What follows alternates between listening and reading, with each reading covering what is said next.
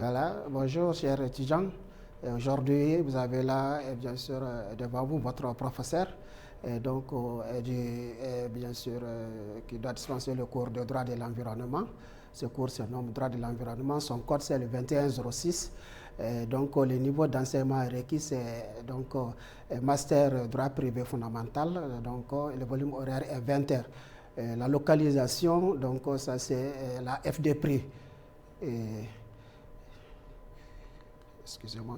L'intérêt du sujet, c'est que, bien sûr, il doit y avoir, le sujet d'abord recommande pour, bien sûr, son enseignement que l'on a le niveau licence générale publique, donc en droit public, licence générale en droit privé, et bien sûr, par rapport à ses relations avec les enseignements, on constate que ce cours-là, naturellement, constitue le fondement de la formation du droit public, droit privé et la science politique. Mais il est indispensable également pour la compréhension du droit et de la science politique. Et ce qu'il faut savoir, c'est que sa maîtrise est nécessaire pour l'exercice de toutes les carrières, les activités juridiques, judiciaires ou encore politiques. Excusez-moi. Les objectifs visés, c'est que nous avons un objectif général, ça permet aux étudiants d'acquérir des connaissances en droit de l'environnement de façon générale.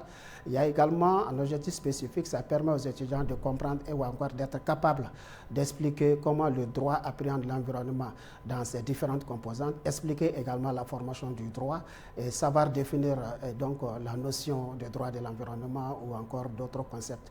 Et le système de protection, de savoir également expliquer cet état des faits. Le cours, naturellement, il est résumé en 3 grandes parties.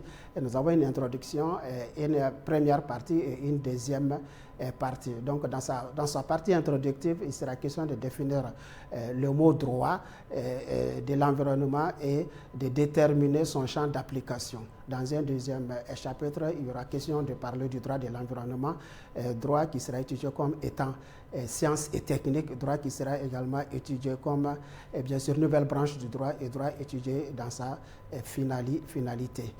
Donc, comme je l'ai dit ici, c'est ces détails-là qui sont donnés en résumé où, bien sûr, on verra que, bien sûr, il y a, bien sûr, au niveau de la première partie, cette définition qui sera dégagée dans un chapitre premier avec ce qu'il faut comprendre par là, les grands principes qui seront également évoqués, principe de développement durable, principe PIR, principe de participation, principe naturellement de ce qu'on appelle prévention, précaution et de participation. Dans la deuxième partie, il sera question de parler de la protection de la nature. Donc, comme plan naturellement du cours, il faut reconnaître que ce cours est structuré en 3 grandes parties. L'introduction que je viens d'évoquer, il y aura dedans le chapitre 1, définition et champ d'application du droit de l'environnement, section 2, champ d'application du droit de l'environnement. Il y aura un chapitre 2 consacré, bien sûr, à ce qu'on appelle le droit de l'environnement en 2 sections. Nous avons parlé du droit de l'environnement comme science technique et du droit de l'environnement comme nouvelle branche du droit. Il y a la finalité également du droit de l'environnement. Donc, de l'autre côté, la première partie nous permet de parler de la formation du droit de l'environnement. Ça nous permet également de parler des chapitres du droit de l'environnement. Dans un chapitre premier, les sources du droit de l'environnement. Dans un chapitre 2, les grands principes du droit de l'environnement.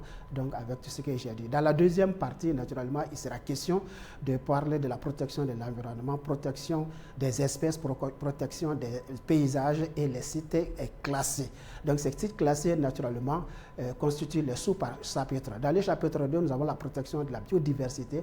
Et donc, 3 sections nous permettent, bien sûr, de pouvoir parler de cela, la protection, disons, de la faune et de la flore, les organes génétiquement modifiés, la lutte contre les pollutions et les ressources du sous-sol. Et voilà ce qu'il faut savoir par rapport à ce cours. Les autres feront l'objet de présentations plus tard à ce qui concerne le développement.